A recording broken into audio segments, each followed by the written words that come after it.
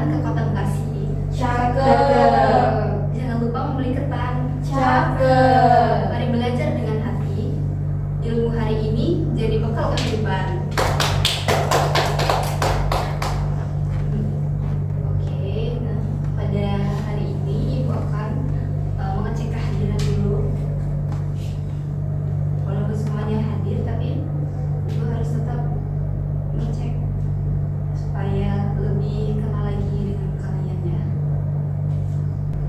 Aisyah hadir, Ibu hadir. Fitri hadir. Arma hadir, Ibu. Oke. Nah, karena kalian ini sudah MIPA level C, maka Ibu mewajibkan kalian untuk menggunakan bahasa Indonesia ya. Baik.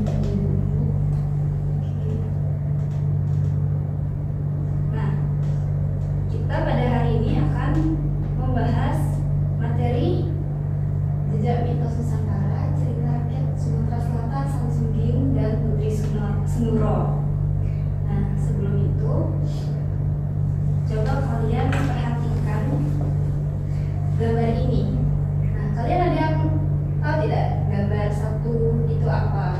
Kan kalian udah belajar selama beberapa bulan di Sumatera Selatan ini, di Palembang.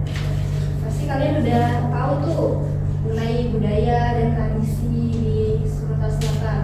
Nah, gambar satu itu baju adat mana itu? Sumatera Selatan ya? Iya. Iya, itu Aisan Gede namanya. Nah, kalau yang nomor 2 itu kain songket. Kain songket. Nah, terus yang nomor 3 ada rumah adat namanya, itu rumah adat di Sumatera Selatan, rumah Dimas. Nah, yang 4 pempek. Iya, itu adalah makanan khas Sumatera Selatan, khususnya di Palembang, pempek. Siapa yang suka pempek? Saya. Suka semua ya, sudah mencoba semua ini kalian. Nah, selanjutnya, apakah kalian pernah mendengar cerita rakyat dari Sumatera Selatan? Belum? Ya, belum. Kalau budaya atau tradisi khas Sumatera Selatan, kira-kira apa saja yang kalian ketahui? Tadi pada slide sebelumnya kan udah kalian jawab kan, yang gambar satu itu ada baju adat Sumatera Selatan, yaitu Aisan Gede. Yang kedua itu ada kain songket. Yang ketiga ada rumah Dimas, dan yang keempat itu makanan tradisional yaitu pempek. Nah, keempat gambar ini itu termasuk ke dalam budaya dan tradisi khas Sumatera Selatan. Nah, termasuk juga yang akan kita pelajari kali ini, yaitu cerita rakyat Sumatera Selatan itu termasuk budaya dan tradisi. Nah, contohnya mungkin kalian sudah gak asing sama cerita rakyat Putri Kembang Dadang. Waktu itu sempat dipentaskan di gedung teater waktu itu kan. Mungkin kalian ada yang pernah menonton? Pernah. Nah, iya, itu salah satu contoh cerita rakyat dari Sumatera Selatan. Kemudian ada cerita Si Pahit Lidah. Terus ada cerita rakyat Samsudin dan Putri Senuro. Nah, kali ini kita akan mempelajari cerita rakyat dari Sumatera Selatan, yaitu Samsudin dan Putri Senuro. Namun sebelum itu ada capaian pembelajaran. Nah, capaian pembelajarannya, peserta didik mampu memahami dan menganalisis cerita rakyat Samsudin dan Putri Senuro melalui pengenalan alur, tokoh, serta unsur budaya Sumatera Selatan yang terkandung di dalamnya. Selain itu, peserta didik mampu menginterpretasikan pesan moral, simbolisme, dan makna implisit dalam teks secara kritis dengan menggunakan bahasa yang jelas, terstruktur, dan mudah dipahami. Nah, kemudian juga ada tujuan pembelajaran. Yang pertama, peserta peserta didik memahami alur, tokoh, dan unsur budaya Sumatera Selatan yang terdapat dalam cerita rakyat Samsudin dan Putri Sumuro. Nah, jadi nanti kalian diharapkan bisa memahami alur, tokoh, dan unsur dalam cerita rakyat Sumsel ini. Yang kedua, tujuan kedua, peserta didik menganalisis pesan moral, simbolisme, serta makna implisit yang muncul dalam cerita. Tujuan pembelajaran yang ketiga yaitu peserta didik memproduksi ringkasan yang runtut dan kohesif berdasarkan cerita tersebut. Dan tujuan pembelajaran yang keempat yaitu peserta didik menceritakan kembali secara singkat cerita rakyat Samsudin dan Putri Sumuro menggunakan kalimat runtut serta mudah dipahami. Nah, kita masuk ke materinya ya, yaitu definisi cerita rakyat. Ada yang mau membantu ibu membacakan tidak? Definisi cerita rakyat. Saya. Iya, Atma silahkan. Baik. Iya. Definisi cerita rakyat. Cerita rakyat dapat dipahami sebagai sebuah kisah atau cerita yang berasal dari masyarakat zaman dahulu dan berkembang secara luas dari mulut ke mulut sehingga pada akhirnya dikenal secara luas. Cerita rakyat sendiri merupakan warisan budaya yang perlu dilestarikan hingga generasi selanjutnya. Oke, bagus banget. Nah, selanjutnya ada unsur cerita rakyat. Ini yang akan dianalisis nanti. Kita akan menganalisisnya bersama-sama. Unsur cerita rakyat ada 5, yaitu yang pertama ada apa? Tema. Iya. Yang kedua tokoh dan watak. Yang ketiga alur. Yang keempat latar. Dan yang kelima amanat. Dapat dilihat di situ bahwa tema adalah ide utama dalam cerita. Tokoh dan watak merupakan karakter utama dan sifatnya. Alur merupakan urutan peristiwa dalam cerita. Latar bisa latar waktu, tempat, suasana dalam cerita. Dan yang terakhir amanat merupakan pesan moral yang disampaikan. Nah, dapat kalian lihat di situ jenis cerita rakyat itu ada yang pertama ada mitos atau yang biasa disebut mite. Nah, yang kedua ada legenda, yang ketiga fabel, dan yang keempat dongeng. Nah, yang akan kita bahas kali ini cerita rakyatnya itu mitos atau mite. Selanjutnya, ibu akan memutarkan video. Lalu kalian harap menyimak ya dari video tersebut. Nah, nanti kita bersama-sama menganalisis tokoh, alur yang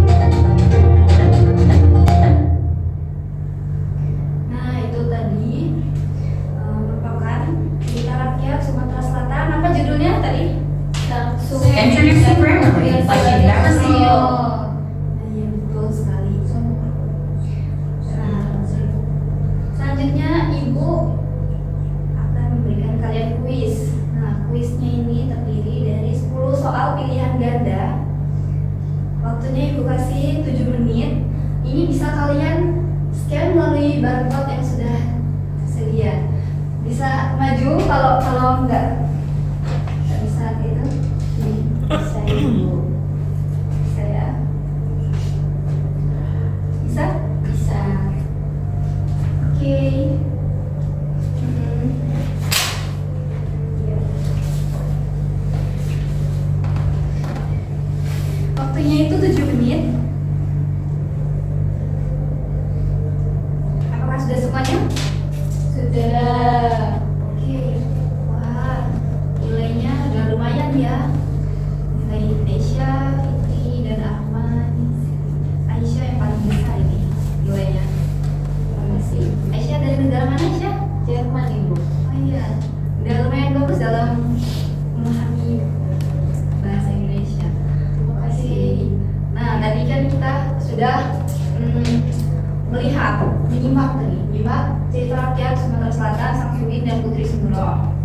Nah, ini Ibu mau mengajak kalian menganalisis bersama-sama sebelum masuk ke soal selanjutnya. Latihan, kita akan latihan setelah ini.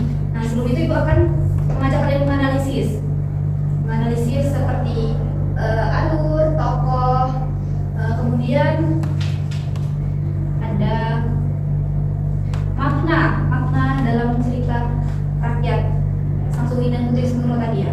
Nah, untuk alurnya, dia itu kan ada alur maju, alur mundur, dan alur campuran ya. Nah, menurut kalian tadi setelah kalian simak cerita rakyat tadi menggunakan alur apa? Iya, Aisyah silakan. Menurut saya cerita Samsudin dan Putri Sumuro menggunakan alur maju, Ibu. Alur maju karena ceritanya itu menceritakan dari awal hingga akhir ya. Iya. Ya. Nah, kemudian ada tokoh-tokoh di dalam cerita tersebut. Ada siapa tadi? Ada Samsudin. Kemudian ada Putri Sumuro. Lalu Sultan. Dan yang teman-teman itu teman-teman dan prajurit jaga istana. yang menjaga istana. Nah, kalau Samsudin itu sifatnya itu apa? Yaitu Sifatnya seniman berbakat. dia itu termasuk seniman berbakat tadi ya, bisa kita lihat di videonya. Kalau Putri itu cantik dan anggun. Tuh, cantik dan anggun. Kalau rajanya dia mata telanjang. Dia terkesan egois ya, mau mementingkan diri sendiri seperti itu. Lalu kalau teman-teman Putri dan penjaga istana itu tokoh pendukung seperti itu.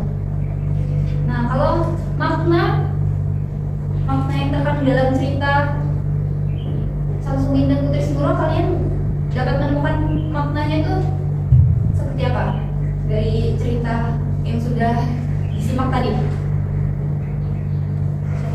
Iya, Arma. Wajah Putri Sumuro itu melambangkan keindahan yang suci dan dijaga, dan juga menggambarkan martabat dan kehormatan keluarga. Kegigihan Samsudin itu menandakan nilai perjuangan demi kebenaran dan keindahan. Karya seni menjadi simbol bahwa keindahan budaya Sumatera Selatan diwariskan melalui kreativitas dan ketulusan. Iya, benar sekali. Nah, jadi itu tadi termasuk makna dari cerita rakyat Samsudin dan Putri Sumuro. Nah, berarti kalian sudah paham ya di sini mengenai alur, tokoh, dan juga makna yang terkandung dalam cerita rakyat yang sudah ditampilkan tadi. Nah, selanjutnya Ibu akan memberi kalian soal latihan mandiri.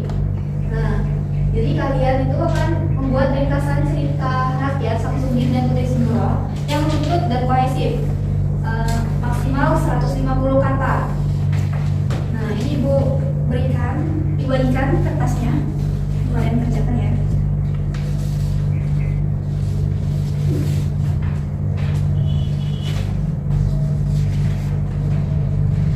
Waktunya Ibu kasih 10 menit.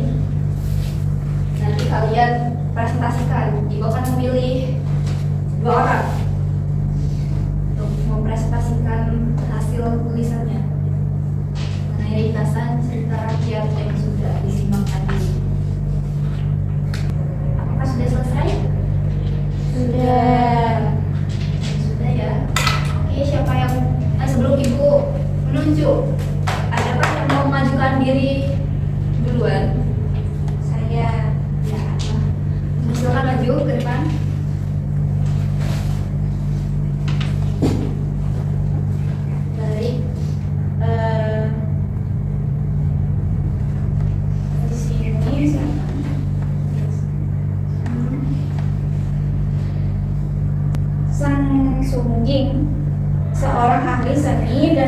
pengrajin terkenal, tinggal di wilayah Sungai Musi. Suatu hari, kabar tentang kecantikan Putri Nafisah sampai ke telinganya. Putri yang kemudian dikenal sebagai Putri Senuro atau Putri Pinang Masak melarikan diri dari istana karena menolak dijadikan dayang sultan dan menetap di desa yang dinamai Senuro. Di sana ia mengajarkan penduduk membuat anyaman bambu berkualitas tinggi. Sang Sungging terharu dan tertarik, lalu berjumpa dengan Putri Senuro. Keduanya saling menghargai keahlian masing-masing.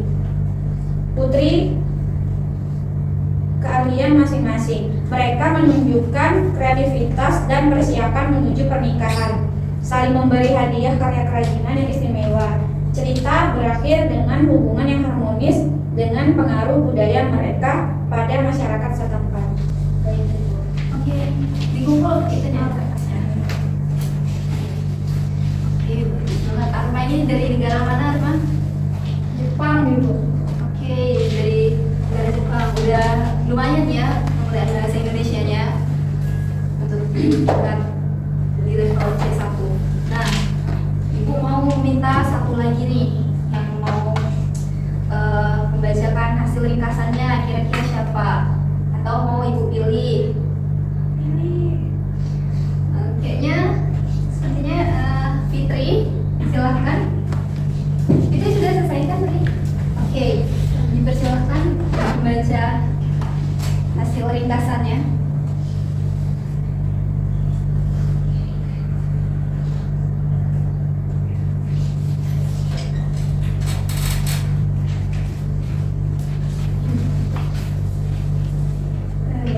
Hasil ringkasan dari saya di tepi Sungai Musi, Sang Sungging, ahli tata ternama, mendengar kisah Putri Nafisah yang lebih dikenal sebagai Putri Senuro. Sang putri telah meninggalkan istana dan menetap di desa Senuro, tempat ia mengajarkan seni anyaman bambu yang luar biasa kepada warga. Terinspirasi oleh dedikasinya, Sang Sungging pun berjumpa dengannya. Pertemuan itu melahirkan saling kagum. Sang Sungging mengagumi keharusan anyaman sang putri, sementara sang putri menghormati keahlian pahitnya yang mendalam. Dari rasa saling menghargai itu tumbuhlah cinta. Sebagai persiapan pernikahan, mereka saling bertukar hadiah kerajinan tangan yang istimewa, simbol penyatuan dua jiwa seniman. Hidup mereka kemudian berjalan harmonis, dan warisan kreatif mereka terus memengaruhi serta memperkaya budaya masyarakat Senegal secara turun-menurun. Bagus sekali dulu, Fitri. Oke, beri tepuk tangan untuk Arma dan Nah, berdasarkan hasil ringkasan yang sudah dibacakan oleh Arma dan juga Fitri, tadi mereka berdua sudah bagus dalam menyampaikan ringkasannya menggunakan bahasa yang mudah dipahami, kohesif dan runtut. Tadi ya berdasarkan urutan ceritanya, walaupun ada yang berbeda sedikit, ya namanya setiap ringkasan itu berbeda-beda karena orangnya juga berbeda-beda, beda pemikiran, beda juga hasil tulisannya. Nah, tadi kita kan sudah mendengar tuh ringkasan dari Fitri dan juga dari Arma. Ibu mau mendengar tanggapan dari yang lain juga. Mungkin Aisyah bisa menanggapi dari presentasi Fitri dan juga Arma. Bagaimana presentasinya tadi? Apakah bahasanya sudah runtuh seperti itu kan? Baik Ibu, menurut saya presentasi dari Arma dan Fitri tadi sudah sangat bagus, sudah sangat jelas, dan kata-katanya juga sudah sesuai terstruktur, jadi bisa dipahami oleh teman-teman yang lain. Oke, berarti sudah bagus ya berarti. Iya, Dari Ibu. segi isinya juga, isi ringkasannya. Menurut Aisyah seperti apa? Isi ringkasannya tadi. Menurut saya dari segi isinya tidak terlalu jauh perbandingan antara jawaban Fitri sama Arma tadi, sudah cukup lengkap Ibu. Oke, berarti sudah memahami ya. Iya Ibu.